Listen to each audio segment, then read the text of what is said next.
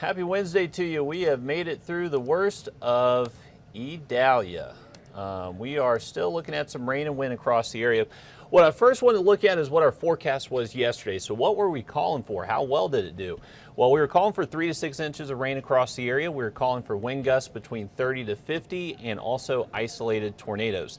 So let's first start with the wind. Our peak wind gusts across the area have been in the mid 40s. So a lot of us have seen wind gusts over 30, so between 30 to 50 appears to verify, look to be a pretty good forecast there. Now with the rain totals, we had widespread 3 to 6 inches of rain across most of the central and southern CSRA, so everything pretty much went to plan today. There were a few spots that got over 7 inches, so we're likely seeing pretty big flood concerns there in the southern CSRA across Jenkins, Screven, and southern Allendale County. That's where those rain totals likely got over 6 inches in a few spots, and where we did see the most reports of some wind damage too. Those stronger wind gusts actually did knock down a number of trees across the area. We've had crews all across the CSRA so far today highlighting where there has been damage felt from Idalia. Now, this is a tropical storm, still maintaining winds about 65 miles an hour, maybe a little bit generous, but it's very close to the Charleston radar, so we're actually able to get a pretty good velocity scan near the center of that storm and kind of see where those peak wind gusts are. But really the significant impact for us, I don't want to downplay the wind threat, but we do have a number of flood alerts in effect across the CSRA, and you can see that's mainly what the damage reports were across South Georgia as it moved closer to us. That center is now kind of close to I-95 and I-26 corridor, getting closer towards Clarendon and Orangeburg County.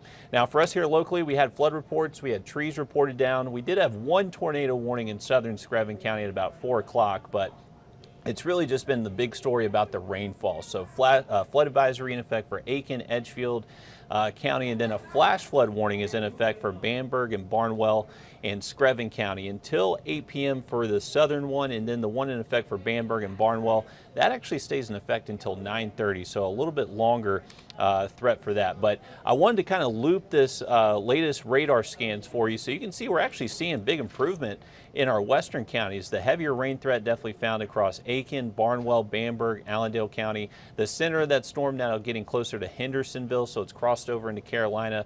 So the real heavy rain risk and possibly some wind threat continuing over the next hour, really just going to be impacting the eastern CSRA. So Barnwell, Bamberg, Allendale County. I would imagine once we get past around 9 o'clock, we should see a lot of our counties eliminated from the tropical storm warning.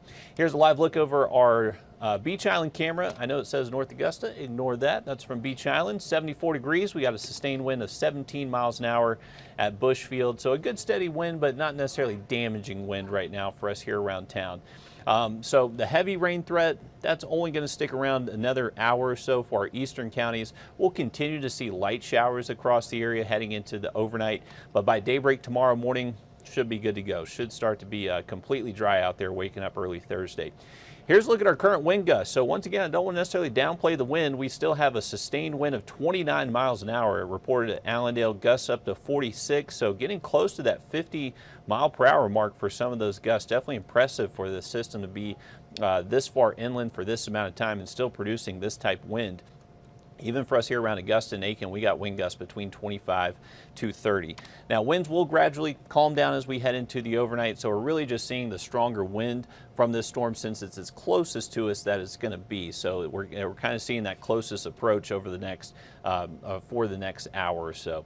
As we head into the overnight, should see clearing skies. Should be beautiful out there Thursday. Really looking forward to a nice weather pattern Thursday all the way through our holiday weekend.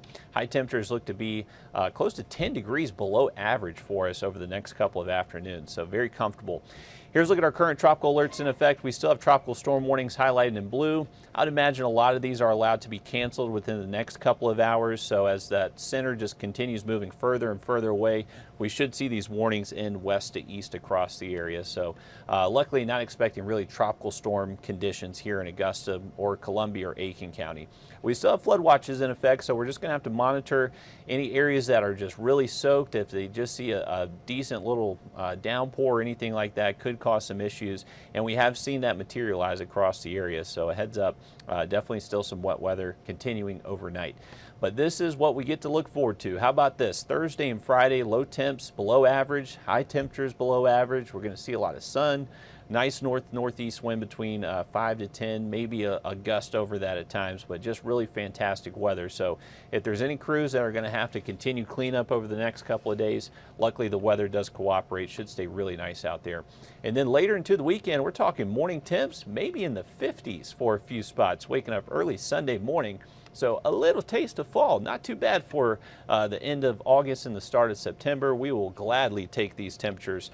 We've definitely been a lot hotter in years prior. Here's a look at our 7-day forecast. So once we're done with the rain tonight, not much rain in our forecast the next 7 days.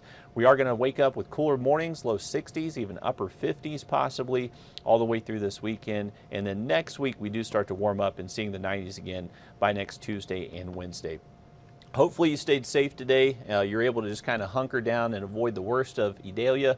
But we are going to continue to keep an eye on the Weather Center, and then we'll have the latest for you coming up on News 12 at 11.